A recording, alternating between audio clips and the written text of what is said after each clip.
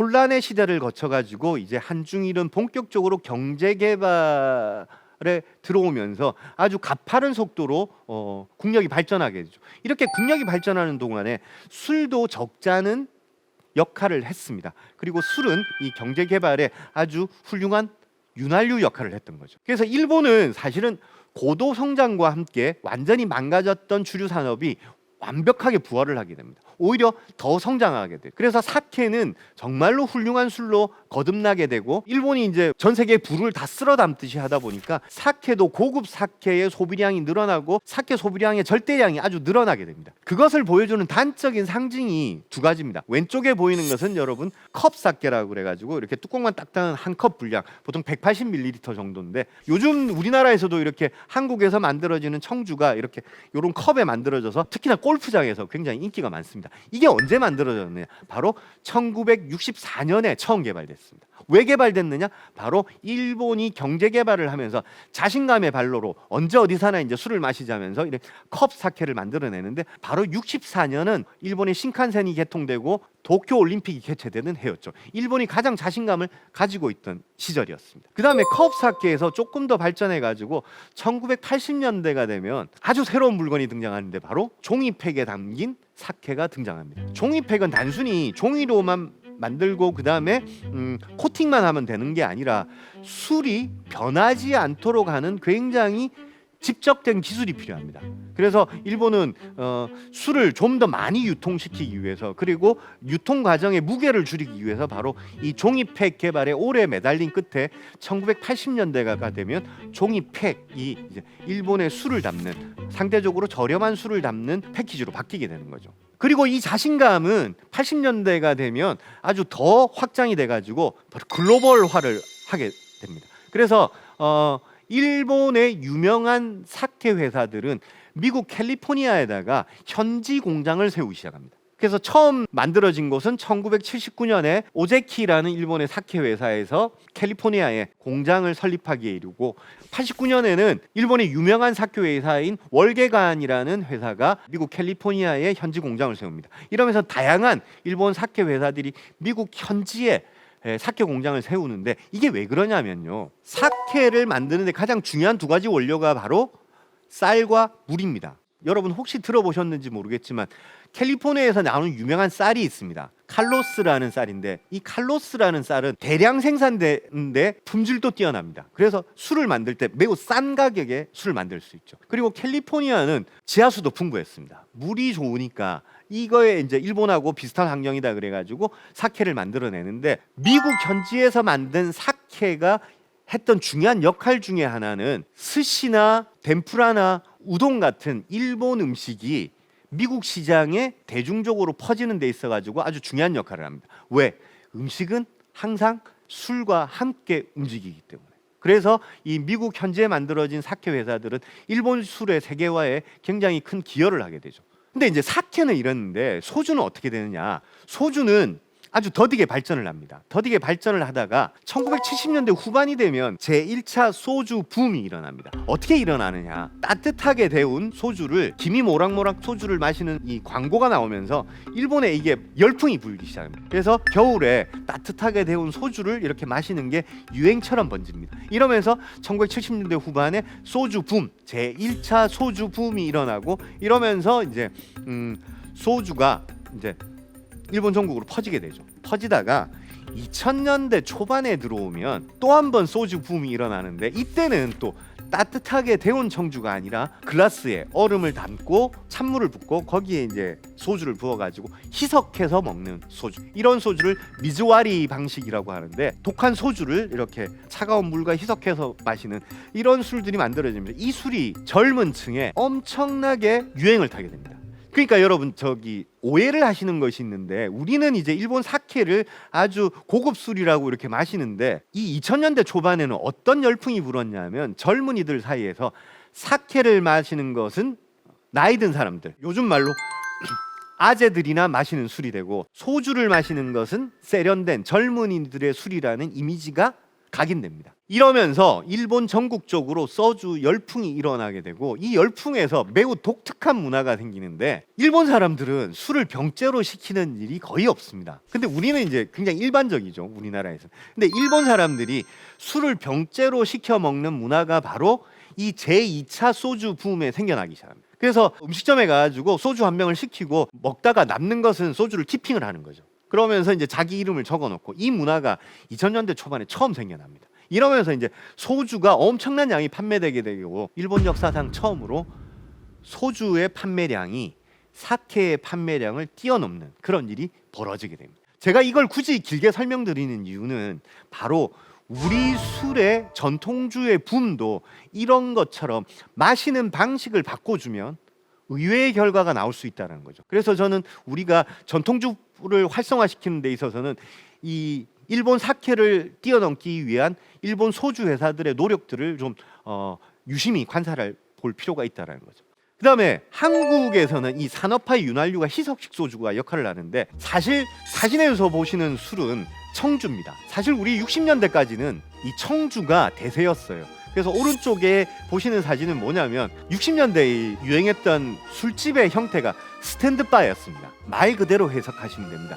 서서 마시는 술집입니다. 그래서 보시면요, 여러분, 사람들이 이렇게 서서 술 한 잔을 시키고 그러면 안주는 주인이 알아서 이제 조금 내줍니다. 이렇게 서서 마시는 술집, 이 서서 마시는 술집에서는 청주가 대세를 이루었습니다. 그런데 1970년대가 되면 어떻게 됩니까? 급격하게 산업 성장을 하기 시작하면서 술을 이렇게 청주를 마시듯이 스탠드바에 서서 여유롭게 마실 수가 없습니다.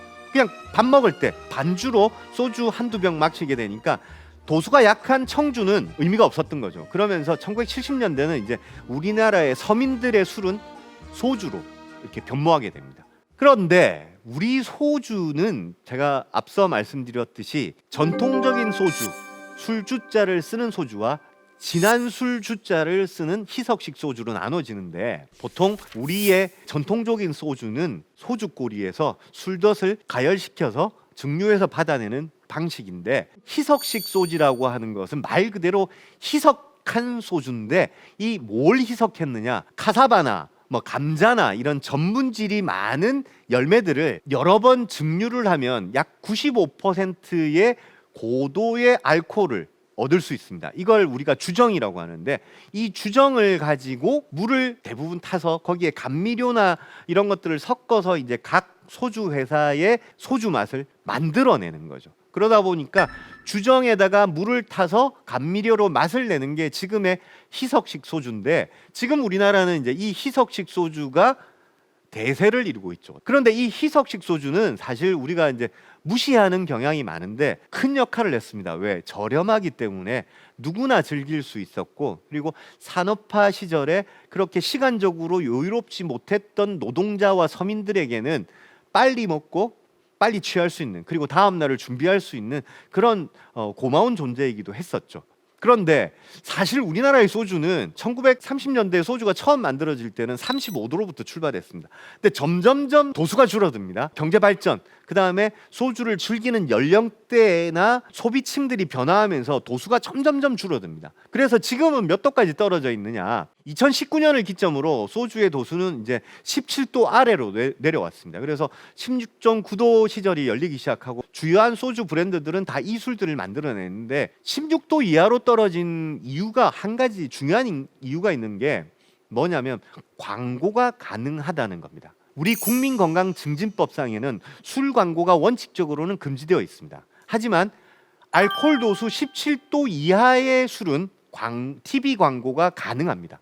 그러다 보니까 주류 회사가 이 젊은 층을 공략하기 위해서는 TV 광고를 해야 되는데 그러기 위해서는 국민건강증진법이 제한하고 있는 17도보다는 낮은 술을 만들어야 되겠다. 그래서 소주의 도수가 16.9도로 떨어지게 되고 요즘은 이제 소주 광고를 TV에서도 볼 수 있는 시대가 된 것이죠. 이러면서 이제 소주의 주요 소비층이 젊은 세대, 그 중에서도 특히 여성으로 많이 확산되게 됩니다. 그래서 요즘 여러분 우리 희석식 소주 회사들은 대부분 광고의 포인트가 여성들에게 맞춰져 있습니다. 이 점이 이제 세월의 변화가 가져다준 하나의 상징적인 사건이라고 할 수 있고, 중국의 술들은 최고 지도자의 취향에 따라서 계속 바뀝니다. 첫 번째 최고 지도자였던 마오쩌둥은 사실 술을 별로 안 좋아했습니다. 그래도 주요한 연회 때나 이때는 마오타이주를 마셨고, 중국의 굉장히 상징적인 인물인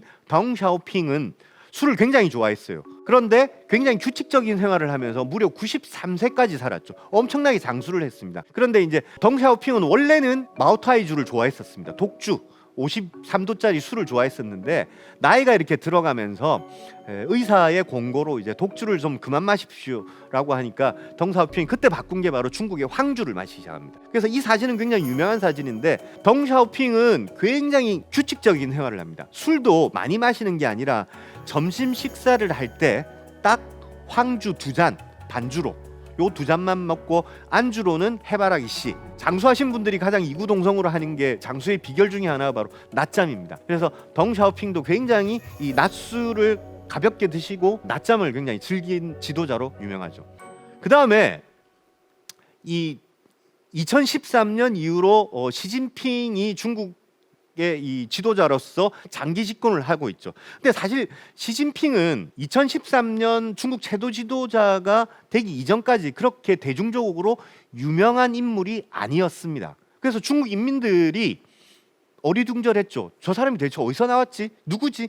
이랬는데, 이렇게 자기의 인지도가 낮을 때는 인민들의 마음을 휘어잡을 뭔가 정책을 펼쳐야 됩니다. 이때 시진핑이 2013년도에 인민들의 마음을 얻기 위해서 펼쳤던 가장 중요한 정책이 바로 부정부패의 척결입니다.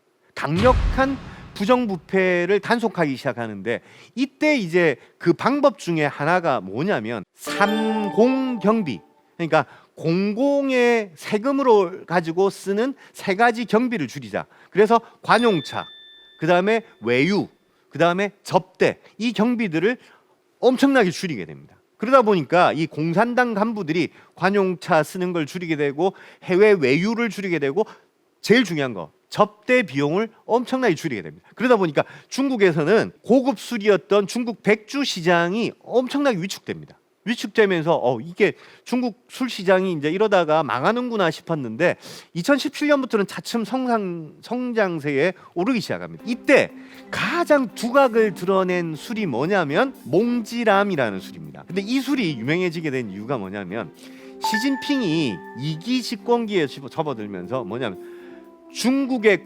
꿈을 그 국가 정책으로 내세웁니다. 이걸 이제 중국몽이라는 한 단어로 설명을 하게 돼요. 중국몽을 발표한 이후로 이 중국의 유명한 이 백주 회사에서 어떤 시리즈를 내냐면 바로 람이라는 3가지 이름을 가진 그 술을 내는데, 그게 바로 해지람, 천지람, 몽지람이라는 술입니다. 앞에 바다가 붙고, 그 다음에 하늘이 붙고, 그 다음에 꿈이 붙는, 여기 기가 막힌 이제 이 카피를 냅니다. 뭐냐면 세상에서 가장 넓은 것은 바다, 바다보다 넓은 것은 하늘, 하늘보다 넓은 것은 중국인의 꿈이 바로 이 술의 카피입니다.